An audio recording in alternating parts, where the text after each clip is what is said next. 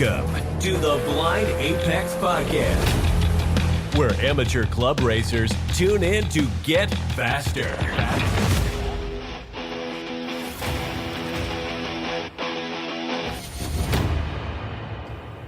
This episode is brought to you by Deechworks Fuel Systems. Visit deechworks.com to fuel your passion. If you want to support the podcast, please download, share, and review the podcast on your favorite platform. As always, I'm your host, Con John Turk, and on this episode, we're going to talk about qualifying. Not time trial, guys, but qualifying. But probably time trial would help you learn how to qualify. It's probably why I suck at qualifying. But we'll at least talk about how to qualify better or get better at qualifying. Joining me, a returning guest. Almost a whole year you haven't been on the podcast. Back-to-back H2 national champion. Probably looking for a three-peat. At least I would. I'm sure you are. So, Jonathan Baker, welcome back to the podcast. For sure. So, thank you. I appreciate you doing this. And I appreciate you coming on. I'm the one that doesn't know anything, right? Like, you've been around for a long time, and you've helped me, you helped the other guys in the paddock, and now you're helping, I don't know, a couple thousand other folks, it looks like. So, at least data-wise. We'll see if they actually do what we say. They could listen to it, but you still have to execute, right? And that's where I have a hard time doing it. True. So let's catch up a little bit. I sort of let the cat out of the bag. You did win the 2023 national championship at Pit Race, but what else have you been up? Probably a bit too much of relaxing and taking care of my social life and things around the house. But yeah, we've been working a bit on the car, especially the last couple months, and I've been working on Brendan Smith's car a lot. So yeah, we're getting back into the swing of racing and getting the plans sorted out for going out to Utah, working on qualifying and kind of the upgrades for the car this year that we were looking to do. So yeah, the three-peat is the goal. I think it's going to be tough. I think there's going to be some good people out there, but I'm hoping that we're ready for it, and I definitely think we'll be in the mix for sure, and we'll just go out there and kind of sort it out from there as we normally do. I think last year was pretty extreme for what the amount of changes we had to do was at the track. Laguna was pretty big too, though, if you think about it. So yeah, I just want to be in the mix and then get out there and then just kind of go from there and do what it takes to try to win again. Well, shame on you for taking away from your race program and actually doing things that are necessary in your life. Getting things done around the house and having an actual social life. They're still important. They're what gives you that respite and that confidence, and then you can get back to the grind, That's one of the advantages of not having to feel like you're doing the season, the regional championship, because, otherwise you got to be ready by March and you got to be going all the way through October. And that's honestly not really enough downtime for me with work to catch back up and with personal life. So this kind of newer mentality of chasing national championships and doing the big events is a lot more ideal for me and the crew. And I think it really just kind of fits our lifestyle a lot better. Yeah. And to be honest, the regional life, if you were to do try to do a regional championship and a national championship in the same year, there's a grind to it. It's a nonstop, grind. And so for you to just focus on the bigger prize, but not bigger in the amount of events you have to be at, has got to put you at ease. And so that's probably pretty important. A little off topic here, but you're signed up for Hyperfest, I believe, right?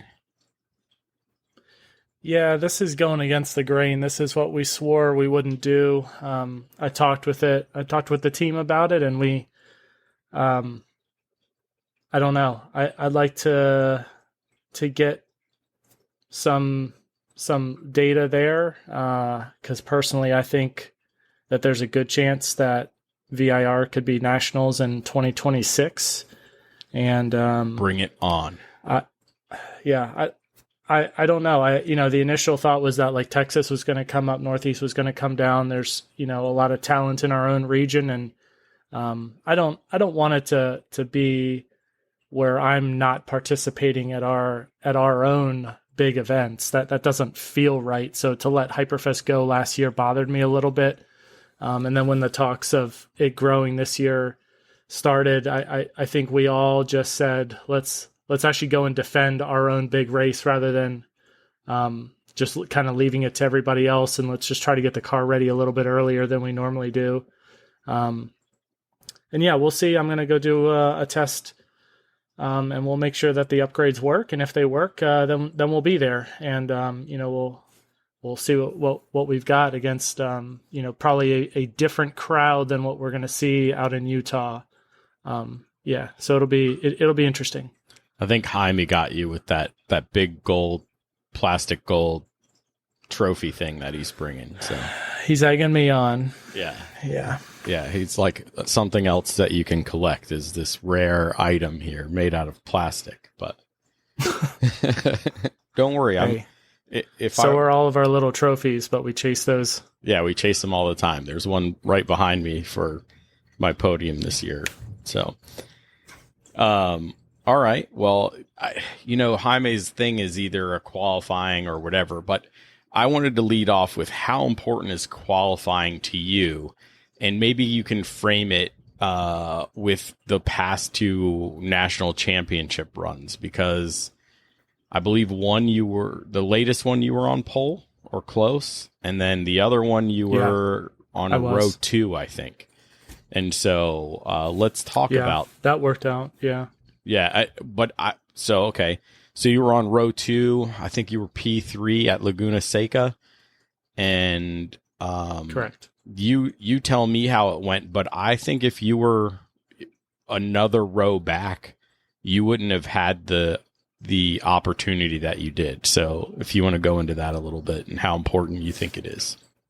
Okay. So, I think at Laguna so I remember vividly being at the driver's meeting, which was on the front straight, when they said, if there's pavement there, you can go there. And yes, I mean that you can go down the pit exit lane. And I remember looking at it right in front of me and going, holy shit, that's a lot of room. We'll see what the person does that's on pole. Draymond, it's me. But like I was thinking, man, that's a lot to defend. It's like 4 lanes wide. And then it necks down.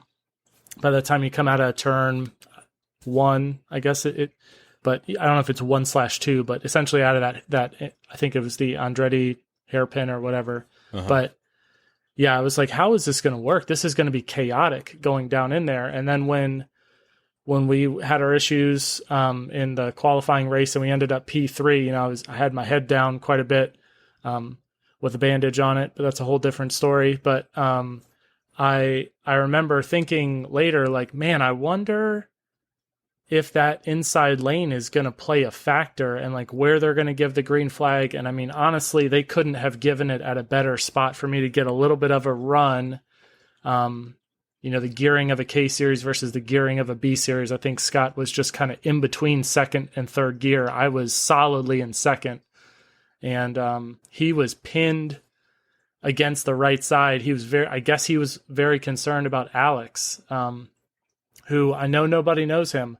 He is fast, and he had a great engine. He had good tires, and he had a good program for someone that most of us hadn't heard of. But he was a threat, and I think Scott was very much on trying to keep him at bay, and maybe forgot about me a little bit. And then once I got that jump, it was kind of over. Qualifying put me in not exactly where we wanted to be, but in a good slot that if I, like you're alluding to, if I was really anywhere else, I probably would not have at least gotten the result as quickly as I did to get that, to be able to jump out in front. Yeah. I mean, it was the green flag waved, and by the exit of the turn 1, turn 2/turn 2 setup, you were in first place. So, being able to make that run from P3, qualifying P3 was good, but I don't think P5 you would have been able to do that move and then set the pace that you did. And then No. And I also think at pit race you were on pole and you were able to set the pace of that race from the break, and I think there was an advantage for you there. I mean, obviously, but you won. Yeah. So the qualifying race, I started third. Mm-hmm.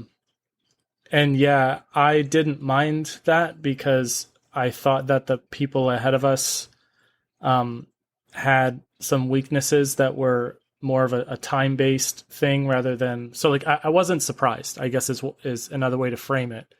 And we were going out there with a revised setup, and I wasn't super comfortable being up front. So being in third felt a little comfortable. I was next to Jeremy, super close to Jeremy. I told him that, hey, I've made some changes to the car. Not exactly sure what's going to happen. So at least in the beginning, I would give me a little bit of extra room. And he did.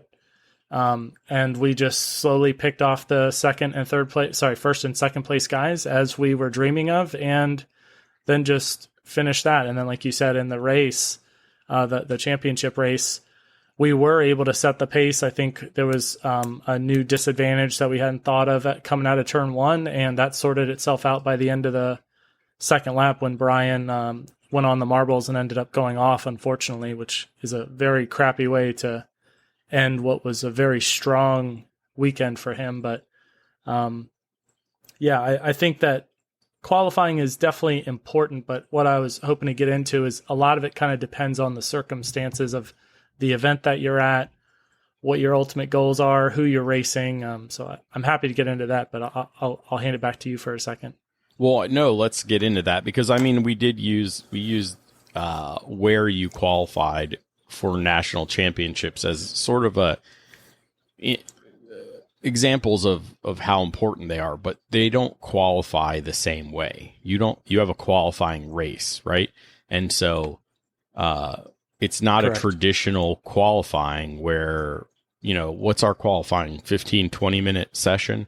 It's half as long as our race, and so there's a lot of factors that go into it, mentally, physically, to the car, that type of thing. So let's talk about what other reasons you think it's important. Well, I mean, I will put a little bit of bait out there and a reward, like for giving some information that I think is very valuable that I've learned over the years, which is the lap to do it on. Mm-hmm. At least with our current tires, the RRs, repeatedly, I would say as long as we've been doing it, my fast lap is that third lap. So that's including the warm up. So, coming out from pit lane, really focusing on getting the tires warmed up, because your goal is really to put yourself in a gap, use and we'll get into this in a little bit, but using like the team radios to kind of know where the pack is. It obviously depends where you are in the pack. If you're up front, you might be able to slow the pack down and, give yourself room. On a bigger track like VIR or something like that, you might be able to carry a little bit more pace. But I'm really trying to line up for that third lap to be the magical one. Okay. The first one is really the banker. So by that, I mean, you're trying to put down something that if there is a black flag, a double yellow, something like that, that you've got enough of a lap in there. And if you're near the front, you should be one of the first people to set it. So like, you've got to keep that in mind. You don't want to fall back and let people by. A bunch of people ahead of you get a lap. You don't, then the black flag comes out. So I like being kind of near the front. But anyway, that first lap, I normally, set the pace, but the car and like I drive the second and the third laps identical. But what I found is just the tires grip better. And I think what that really ends up in is less kind of drag from the tire. Like I swear my steering inputs are the same. My throttle inputs are about the same spot, but I just feel like the car hooks up a little bit better and it's more efficient. The oil's thinner and you just get a little bit of extra pace out of the car on that third lap, which is normally the one that I'm relying on. And then really after that, you're kind of in it depends mode. If you haven't, because by then you're going to be in traffic. And you're going to have to figure out finding a new gap. And, you're not in traffic necessarily that's like types. So you've got to, like, if it is a Spec 30 in front of me, I'm looking, hey, is it Jack Cabetto that's going to like be maybe, what are they, like 3 seconds off a lap? Maybe, or is it some dude I've never seen that could be 12 seconds off? So like, how much of a gap do I leave? Who do I trust? Like, again, I didn't think about this too much, but like Jack Cabetto, he's smart. I know he's got a lot of racecraft. If I'm coming up behind him on a flying lap, I fully expect that he has enough awareness to get out of the way and go offline and let me continue a flyer. Guy that I've never seen before, I don't expect that. I expect that I'm going to have to go offline, and that's going to cost me, 3 to 5 tenths on that lap potentially. So you've got to start to think of those things, which is where the crew radios come in a lot, is they can tell you, how much time you've got left, where the gap is. Sometimes they're telling me to fall way back, and you've got to think of where the start finish line is so that all lines up. I always tell them, never tell me to move forward, because that's me doing qualifying pace when I'm trying to keep the tires cool and keep them in a good zone. So you can't really tell me like, oh yeah, race somebody to get around them, because I'm just going to overheat the tires and then try to do a qualifying lap, and it's probably not going to be better than the banker was. Right. So it's, there's definitely an art to it, but what I'll say is, like, once you get the mentality down, it's very repetitive. Every session that we go out and qualify, we treat the same way. And you just got to understand the people around you as well, and what the expectation is for them, because you may want to try to draft somebody. You may want to try to fall back and catch them on a certain part of the track. There's a lot of things to think about, and a lot of that, honestly, you can come in with the best game plan and they blow a turn and now you're on their bumper going through the S's right where you don't want to lose the downforce, right. and they're trying to get out of your way. And there's confusion of, are you going to pass them, are you not? And then now the time's gone away and you've lost your banker, or you've lost the fast lap, and it's like, it all kind of falls on its face. And I try to not get too caught up in that stuff. Because at the same point, let's be honest, multiple people have won from last place. Oh, and, yeah. And clear example, Chris in 2021 at Daytona. I've done it at VIR. Yep. I almost did it at Mid-Ohio at Nationals. Like, it happens, but I would say it's very circumstantial. Like, it depends on how big of an advantage you have and who's in front of you. Like, Chris had a bunch of people from our region that were there. Probably going to let him go. Probably going to move out of his way. I think if it was a bunch of Texans in front of him, that would have been a lot harder. He had the flags go his way. He was able to gain a lot of time with very well-placed yellows. So you get some luck going your way, and you got a lot of pace, and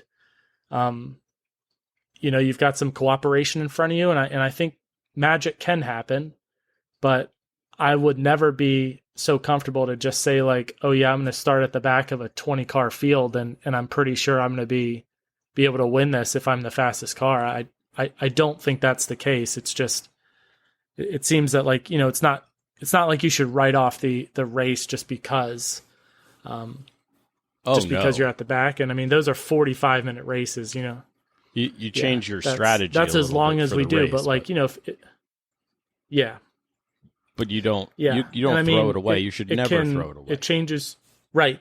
And you never know what's going to happen. You know, some like I do a lot of online racing on iRacing, and like sometimes I don't qualify well, and then the whole, you know, the front 6 people all take themselves out in turn 1, especially if Freddie's racing. Right. But I you know, sometimes I go like, man, I don't even want to be up there.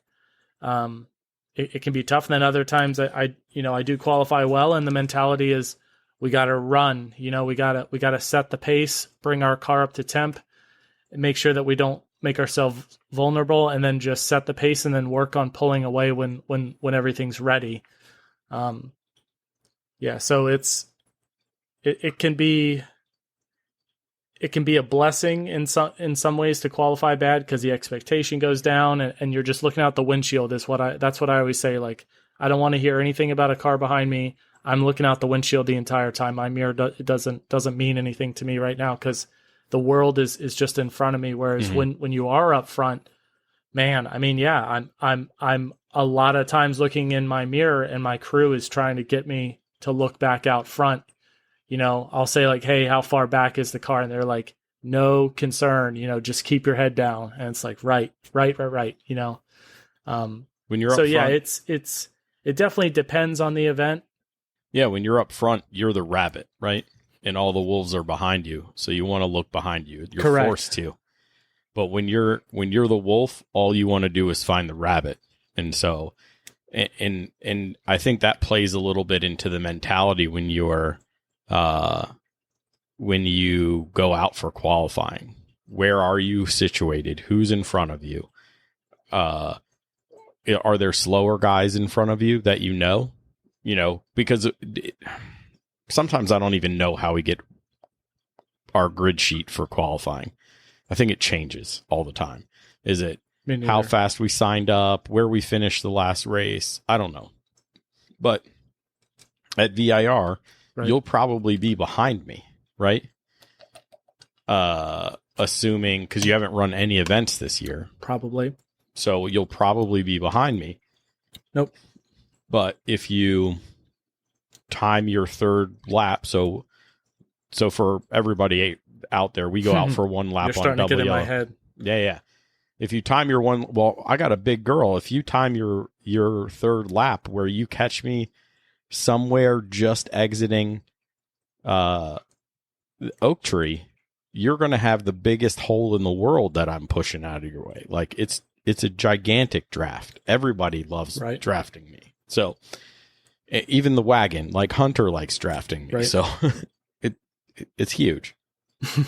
But another thing that's mentally challenging for me is I'm always faster in the race.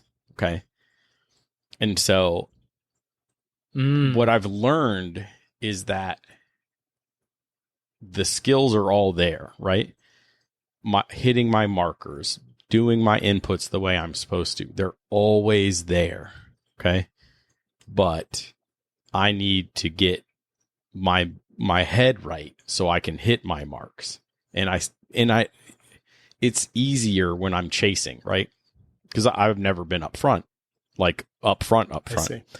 So it's easier when I'm chasing that I go, okay, I know I need to hit my mark because that pulls me closer to that car instead of I need to hit my mark for time. Right. And one of the other things that Chris brings up or has brought up, especially when he comes to, for whatever reason, when he comes to spectate, he's always like, especially at Summit, because I guess the fence is right there. He's always like, guys, this is qualifying. It's not a race. Don't race each other. Stop racing each other during qualifying. And he's right, you know. Yeah. We cannot be getting in each other's way. It's better to just line up. Mm-hmm. It is. It's better to get in line. It's better to, if there's a difference of like half a second, okay, maybe you're not going to be able to pull the cleanest pass and maybe they're not going to let you go. So maybe you need to find a place to drop back half a second or a full second so you can get the whole run that you need to make, you know? Because not everybody has crew radios, so we're not getting that information, but we need to start making those decisions, and we need to make them earlier and earlier during our qualifying events, because apparently the third lap is the hot lap. Not for me, but that's because I'm still figuring this game out. But I seem to I seem to be able to pull my fastest laps when my tires are totally cooked. Well, I feel they're cooked off the car, but they seem to just come in enough, or I'm putting in just enough input for the little bit of traction I think I have left, and it's just faster for me. So, so we've talked a little bit about. And I mean, the other thing to bring up is like, go ahead. So I was going to bring up that the tires are going to change next year. Yeah, and that is one of the things that I'm super interested about in. But in general, I mean, you have to know your tire, right? The RRs, yeah. You have to know your tire in general. And like those Hoosiers, when we raced those were different. Right. So yeah, for sure. Knowing your tire is important, and then figuring out your window, that's important, right? It's weird for me because I'll put a hot lap down.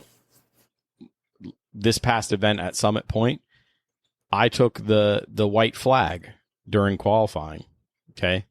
I'm coming around and I look down at my Garmin in between turn 2 and turn 3, and it says I'm up 0.7. So I'm like, all right, 0.7 is big, right? Because I saw what our practice times were. Now I know everybody sped up, right? But we were pretty close. And, I'm turning through 4 and I see Miatas turning left through 5. And I'm like, oh man, okay, I'm probably going to give up 0.3. Yeah. Disaster. With the Miatas going through the carousel, right? But I need to get around them before turn 10. If I can keep my 0.4, that'll put me up pretty far, right? Well, excuse me. I get wrapped up with the guy. He said he was mad at me, so he found me on impound and he was yelling at me. I was on a flyer, and I'm like, me too. So I didn't see a sign on the back of your car. You were on a flyer. Mm-hmm. I'm the faster car. I'm on a flyer. Like it sucks, right? It just happens. Like, I'm not upset about it. I know there's time in the car, right? When everything shook out, first to fifth, I was fifth, was 0.62 seconds apart. And I had 0.7 on the clock in between 2 and 3. So if I could have carried it, I could have had my first pole, right? But stuff happens, So I don't get upset about it, but other people do. He did for sure. But yeah, I don't appreciate that. I don't appreciate that mentality. So, I think I've raced at Summit where there have been the higher level Miata guys, and I don't know who this was that you were talking about, but I'm guessing it wasn't a higher level guy. And they are very fast through the carousel section. I mean, they're about the same weight as a B16 Honda Challenge car, not a ton less power from a B16, and they're rear wheel drive, and they're on pretty much the same tires as us. Right. So if you've got a little bit of a gap to being in front of them, there's no way that a Honda Challenge car should be mowing them down through the carousel. And then as we crest 9, you should tuck up the inside a little bit, get the pass done under the bridge, and slice over and still be able to take turn 10 pretty much the same. And that's how that should have unfolded. And if it was anything other than that, then I would be mad at them. If anything, not that I'm saying I would be, but like I think you would have more of a leg to stand on to be upset.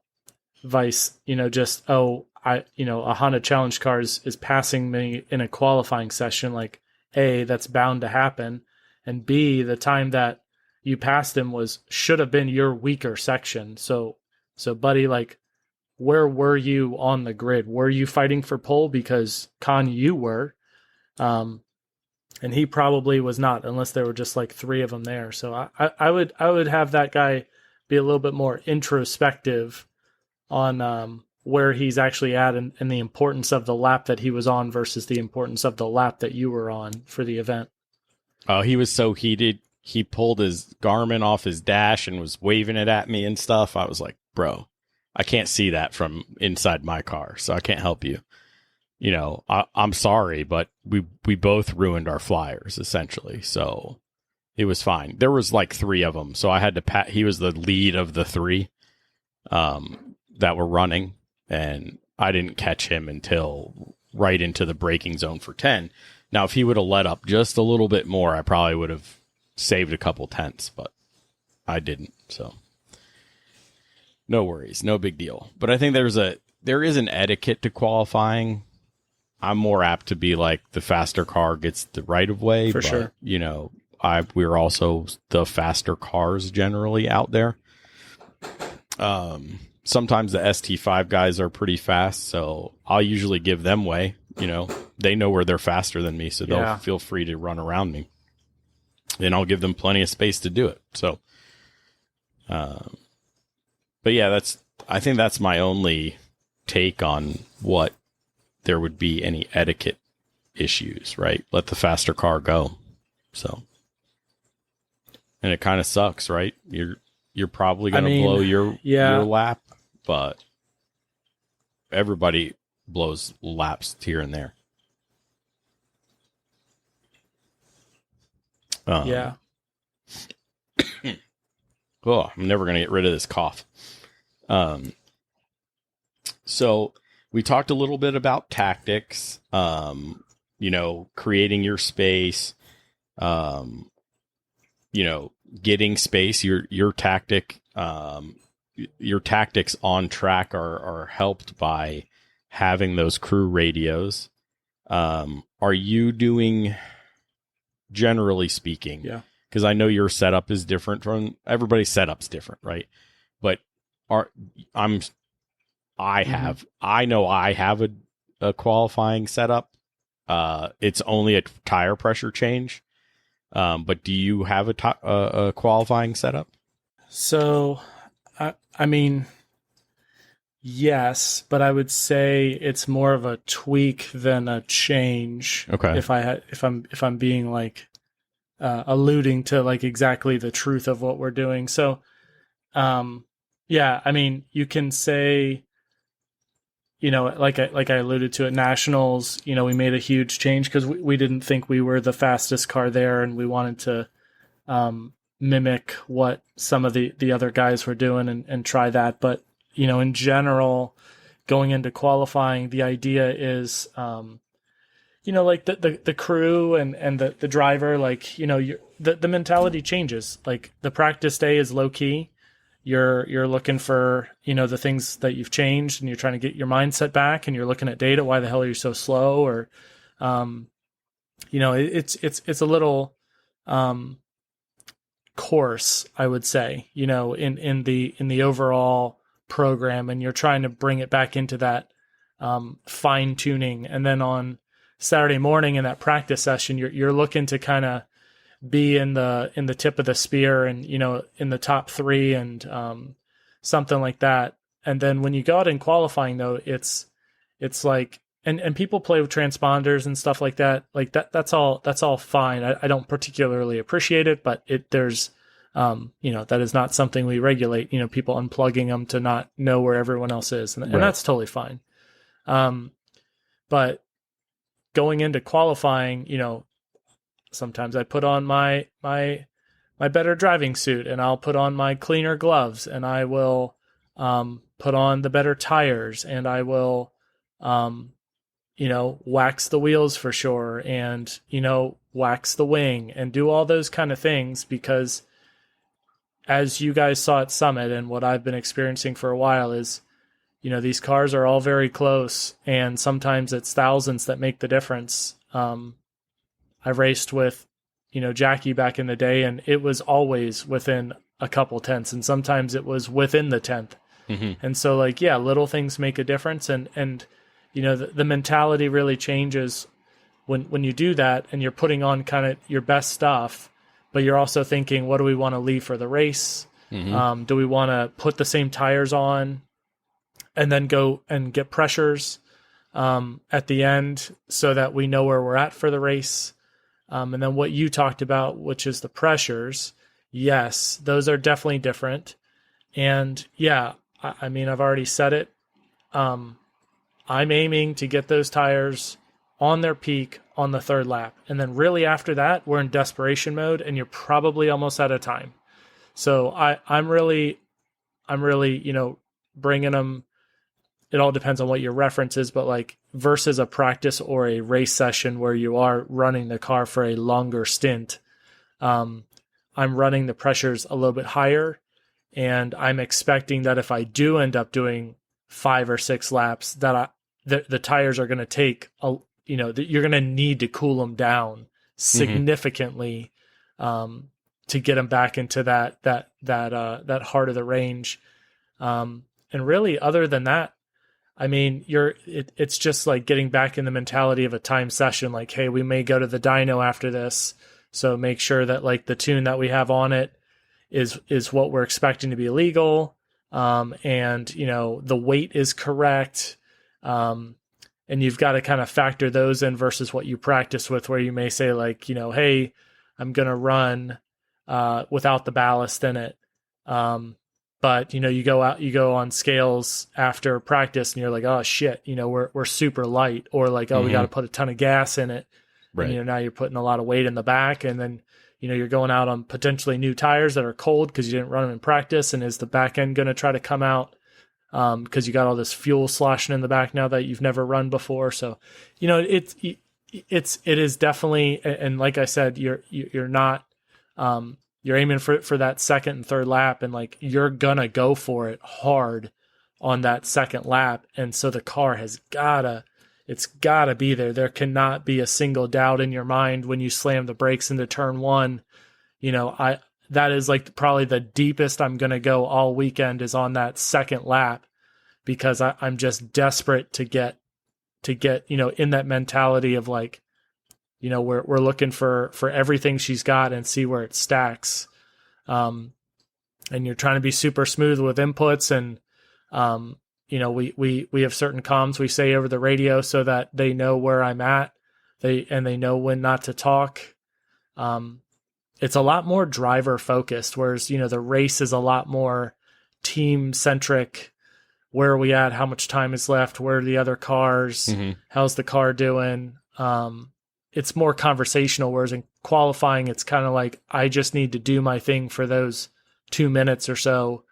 And then we'll come back on the other side and kind of regroup and see where we're at. In the meantime, I'll do like a good first sector ish, see where I'm at. And normally, they're talking to me by then about like traffic I'm going to run into, everyone else's times, that kind of stuff. Yeah. Okay.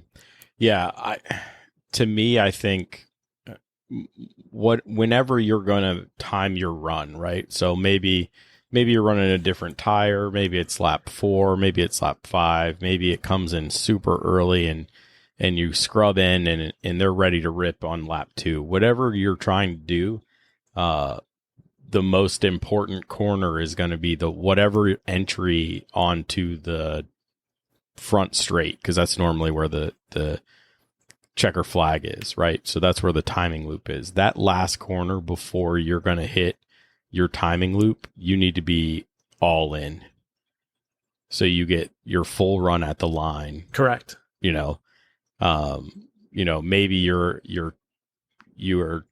you may have to bag some of that prior lap, but you need to make sure that you have your spacing is set so you can start running that corner before the timing loop. So that's sort of I have very elementary strategies. Yeah, and let's be honest. I mean, on the end of the second lap, as you're or the second or I guess like halfway through this third one that I'm talking about, you can kind of start to see, by then you should know where you are after that first kind of banker lap. And if over the radio you're hearing like that, you've got a pretty good jump, you can, if you're up anything on this lap, you kind of know you've got it. But if you're hearing like, yeah, it's super tight, like you either need to, you have to make some choices. If you're not up very much, you may want to start to fall back and look at a gap and go for that fourth lap, and cool the tires back down, because we set the tire pressures for the lap that we're on that we're now bagging. Right. So you may want to do that. And then kind of figure out the gap going into that last turn and kind of go for it on that final last turning and get the next lap. But you've got to expect that, hey, I'm on the fourth lap now. There's going to be traffic probably in class as well that are coming in. So you're going to have to weave through some guys that are going to have their fist out the window because they're pitting. And like, where am I going to end up catching them? Because like, yeah, down the back straight, easy peasy. Up the uphill S's, how the hell are they going to, like there's a lot of sections of that where there's really not a great spot to get out of the way at all. So you've got to kind of start to play that game in your head of like, all right, if I am going to go for this and someone is in front of me because I'm letting them by to get back so I don't catch this pack of Miatas on this next lap, where am I going to catch my in-class guys? So like it's very risky. The more laps you go, the riskier it gets in terms of being able to have a clean lap. But, every now and then things line up, and I've had it where I did a 210 with a B16. Damn well that wasn't on my own. I happened to catch two Miatas going down the back straight that were drafting, and I was able to tuck in behind them and do 2/3 of the back straight with a 2-car draft in front of me. And yeah, my lap timer went insane. Yeah. When I did that. Cause yeah, I've not much more power than they do. So yeah, I mean, that's how you do a 210 with a B16 is you get the perfect lap. And I think I followed like a spec 3 up the uphill S's and then passed him into Oak Tree and then hit those Miatas. So like could not have had a better draft. And that was a time when if you would have said, hey, you're going to pass 3 cars and in this lap, I would have gone, oh shit, like this is going to fall apart. But it didn't. It actually worked out perfect. So, yeah, it's risky, and you got to kind of be very dynamic. And that's why like the crew, they can't, like they're not going to be able to tell you, oh, you're going to catch those Miatas on the back straight. They can dream, but they don't know. You're kind of just at the mercy of like where things fall. And I think in general, like just leaving yourself as big of a gap in front as you can is really all you can do. And then once you're going, and you just don't want to drive 11/10, at least. Well, I guess other people do, but I lost a car once, and that changed the way I drove forever. I would say I used to probably drive 11/10, and then I ended up losing the car when I drove 11/10. And when you lose kind of what your world revolves around one time, and that was ironically in a qualifying session at Nationals. It changes how you attack qualifying and how serious you take things. And I think that there's a lot of fast guys that I race against that haven't lost everything yet. And they drive a little bit differently. And if that ever happens to them, I would be interested to see if they change their tactics out there. Cause, yeah. And in the end, like we said, qualifying, yes, it matters, but it's not everything. And I think if I would have taken a little bit of a deep breath and gone, hey, if I can put it in the front 2 rows, we had a disaster qualifying session and we're going to recover. And life will move on and we still have a chance. I may still have that car today. But I didn't because I'd been used to winning and I'd gotten on a streak very early on. This back in 2011. And I had my first yellow Type R. I never forget that every time. I remember everything about that day. Yeah, it just changes how you think of qualifying after that. Oh, for sure. Absolutely. Throwing away a car is a hard thing to do. I've done it not for an accident or driving, but over wear and tear over the car. So it still sucks, but I can only imagine that it would impact you. I know me losing a caliper at Summit Point has me rethinking brakes in general. So, yeah. But you did mention another thing that we need to be aware of while we're out there is that when you're shutting it down, you need to still be aware of who's coming up on you. Like, don't plant your boat in the middle when you're shutting down, ready to go into pits. Be aware of who's coming, so you're not going to ruin their stuff just because you're going 45 miles an hour on the track. So I prefer people not shut it down that way, but I've seen it. Yeah, I mean, that's a shitty way. Yeah, that's poor etiquette. Yeah, I mean, I do it, but I'm very calculated when I do that. Like, we've already alluded to the uphill S's at VIR or maybe the carousel at Summit. If there's somebody coming behind me, I am very, very cognizant of where am I letting this person by. Mm-hmm. And I wish everybody had that mentality. Clearly they do not, but I definitely do. And I either will push it through those sections hard and then get over, and I'll even point in my car which way I want them to go, to keep them online and alluding that, like, hey, I'm going to pull over and get out of your way. Cause man, I mean, especially like in class stuff, I've seen it before where people are they're not totally getting out of the way. And like, that's just like a shitty way to go into a weekend, of racing when the first qualifying session, somebody's like sort of screwing up your lap intentionally. I just think that there's a lot of karma behind that stuff and like what's going to happen in the race. And, I'd rather just put qualifying to me is honestly like in its core is a safety thing. So by putting the slower cars out of place or the faster cars out of place, that's not going to result well. You see it in sim racing all the time. People who are out of place are trying to dive bomb and get where they want to be. And that's when too many people do that. And then you got these slow people that don't have a lot of awareness at the front, you end up with a crash. Yep. So like, as long as we're all sort of where we're supposed to be, blocking on or getting in people's way in qualifying is really irrelevant, other than it's going to crush you in karma, hopefully. So I try to do my absolute best to, like I said, just really be considerate of other people, much like they do in F1. I wish we took it as serious as they do, where if there's really any infringement, that it gets cracked down on, because that's really what it should be. And I appreciate that, like they are they are enforcing the sportsmanship, like very, very strict. Yeah. One thing it just came to me, because you're big on this crew and the radio thing, is that tool is so powerful that in GLTC they basically took Race Hero away from the qualifying sessions. Did you know that? Oh, interesting. So, no. Because crews and radios were communicating, and they used to have a penalty. I don't know if they still have a penalty for pole position, or like the top three get a weight penalty. Some people were trying to be like P4 on purpose. So they stayed out of the penalty, but knowing they had more in the bag.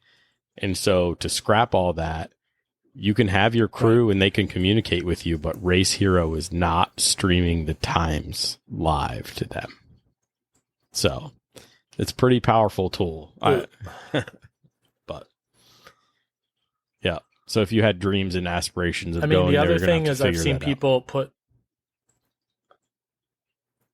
You've seen what? I thought about it. Yeah. But I've seen people put their cell phones in the car before, which, and they'll have Race Hero going. But I don't know. I honestly don't really want to know until the end of that first flyer. Like, I'm giving it all I've got, and that's all I've got. And then at like VIR, the third lap may not be that much faster because you probably had enough time to warm it up. At Summit, a 90-second lap, you're not going to heat the car up in 90 seconds. Right. So yeah, you do need to kind of know where you're at. But I don't know. In the end, like the pure side of me says, like, just go for it. And if you post a monster time that was unnecessary, okay. Like, you had the tires on there, you had the setup right. What's, let's show the world what it's got. I mean, Scott Adams did that at Laguna. He was like a second faster than everybody. And we all went, oh shit. Like, what are we going to do to take a second off a lap? But, yeah. But you do that and you put the world on notice, right? And do you really want to race when you're 1 second True. faster than everybody? It puts them on notice, and now you have a race on your hands, right? Assuming you guys found time, which you did, right? But that forces, that's the iron sharpens iron, right? Like you put it out there. I don't have the crew. I don't have the radio. I don't even run the Race Hero, right? I'm racing against myself and what I know happened in practice. And that's all I have in my head, right? As far as numbers go. And really the discipline for me is getting in my head and going, let's hit my marks, because I know I can do this, right? And that got me where I was at Summit. I usually qualify terribly. I'm usually way in the back half easily, right? In a second and a half off of the top three, and you just got to work on it. And it's one thing that I concentrated on this year. I don't want to have to pass everybody in turn one. Last year I was having to pass Freddie, Ash, like a whole bunch of people in turn one, and then outdrive them for the duration of the race. That's not how I want to be. I don't want that. Like you said earlier, it's not really a safe thing, right? When I'm coming into turn one, as hot as I want to come in, it's a little dangerous. Now we trust each other and we're giving each other room and respect, right? But still, something can happen, So I want to fix that. So I've been working on it. Yeah. Yeah. I mean, ultimately, I do want to go as fast as the car can go, but I am also very determined that this is not an individual sport, and I can try my damnedest, but in the end, it is very much a compare-based sport. It is a competition, so I am constantly using the others as benchmarks and our previous data, but normally relative to the day, that's why it's so much easier to just use other people. And obviously you've closed that gap significantly, but I think as you get closer to the tip of the spear, where you're constantly at aiming for the kind of the podium spots of qualifying, you will find that what everyone else is doing is almost more important than what you are doing. Because at this point, we know what we're doing in qualifying, and we know kind of what we are aiming for lap time. I'm just looking if someone else made a miracle or not, and if everyone is kind of where we thought. I mean, I'll be honest, when we talk as the crew the night prior on Friday night, we'll say, hey, in the morning, I expect to pick up this amount of time. And then when we put these tires on it, or we make this change, that we're expecting this time. And then here's who I'm worried about, and here's what I expect them to be doing. And, kind of the range of like what everyone's lap times are going to be. And if anyone's out of place, the crew will kind of highlight that to me over the radio, whereas everything else is probably kind of relative to the expectation. They'll say something like, hey, everyone's going faster. And then it's like, oh shit. Cause if I say, at Summit, I want to do a 25 flat, and then I come through and it's a 24.5, I'm probably like, damn, we got it. And then when they say everyone's going faster, it's like, ugh. Yeah. You still got to turn up the wick a little. So then, I expect right behind that, they're like, yeah, hey, Chris did a 24.2 and Holden did a 24.3. And it's like, oh, that 24.5 is actually trash now. Okay. Right. Well, let's see where we're at and like damn, and they might be hotter on their third lap too. So like we really got to turn it up. Or like now you start to get emotions about how the weekend is going to go. Like, man, maybe these tires are trash, or maybe that sway bar adjustment I did this morning isn't working, or like maybe the car is 40 pounds over and that ballast I put in was way too much. Like those are the things you're thinking as you're braking at the 3 marker going into turn 1, trying to turn a lap. And I try to like get that shit out of my head, but the technical side of me cannot, because I'm like, why are we slow relative to them, even though we're faster than what we had hoped? Right. But yeah, you try to like put that stuff aside, get a little bit more lap time out of it, and then just know that we're going to regroup, which is kind of what we alluded to earlier to bring everything full circle. Is like, yeah, starting at 3rd place. No, not really where I feel confident starting the day. But if you've got the right setup and a solid car, you can make it work. And like at pit race in July last year, I started 4th, and I was like, man. I mean, we didn't really care. We had kind of like moderate tires on there, I would say, and we were making setup changes and trying to keep things constant and keep out of harm's way.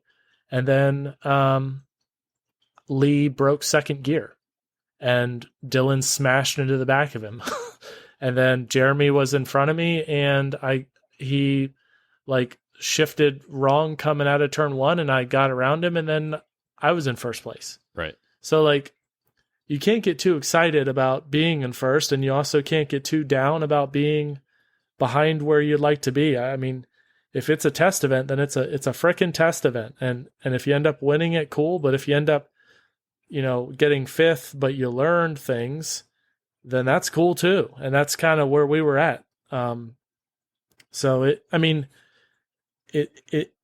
really matters, but it's all circumstantial with like who's in front of you, what your goal is, and kind of your threshold for risk. Starting at the back like Chris did in 21, damn well he needed some luck, he needed some cooperation, and he needed some boldness, and that is exactly what he delivered and what came to him, and that was a very prime example of kind of taking a very bad hand and being able to work with it. But I would say in other circumstances, being with that setup, I would not expect the same result. If you had some strong guys up front, they're going to be gone. By the time you fight through the pack and your tires are all warm, if there isn't a golden yellow flag right when you need it, you're screwed. So, I mean, I'm glad it unfolded the way it did for him. But you can't always rely on like, oh yeah, I can, get drunk and skip qualifying because Chris did it in 21 and Baker's done it a few times too. It doesn't always work like that. No, it doesn't. It rarely does. Fortunately, I'm getting to the point where I don't post personal bests every weekend because I'm fast enough where conditions actually impact me. When you're 3 or 4 seconds off the pace, you can improve every time. It almost doesn't matter, assuming you're not on RA1s and plowing through the rivers that are crossing the track. But outside of that, once you start to pick up pace, it's not about your personal best, whether it's in qualifying or in the race. It's about where are you stacking up against the guys in front of you, guys and gals, the folks, whatever.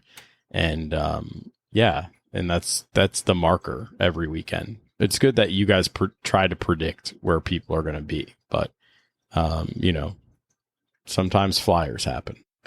So do you have anything else you wanted to talk about as far as qualifying goes? No, I think we covered everything. Yeah, I'm all good. All right. Well, I appreciate you coming on the podcast again. It's been a while. I know you're busy and you're about to ramp up because we have we're recording, 3 weeks from Hyperfest or so. And, yeah, you got stuff to get ready so you can go win. We got our birthday. Oh, Tom, we have our birthday in a couple weeks. Yeah, we do. Yeah. For those that don't know, Baker and I share a birthday. I'm older than him, but whatever.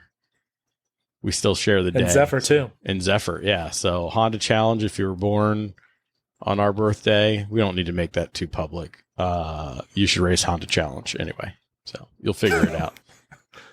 There's enough people who are friending everybody who's like, oh, it's so-and-so's birthday. Oh, it's also so-and-so's birthday. So yeah, it's a good time. But yeah. Are we should we bring a cake to Hyperfest? We could. I don't know. I don't need the carbs. Yeah. So I drink probably not. Yeah. I drink my carbs at Hyperfest. I try not to eat them. So. But all right, man. Thanks a lot for coming on. Yeah, sure thing. I will see you at the track, and thanks again for having me on. And I appreciate everything you do for Honda Challenge and the sport to get our name out there and keep us relevant in the mainstream of motorsports. Until next time, keep working on yourself, keep working on the car, and let's get faster.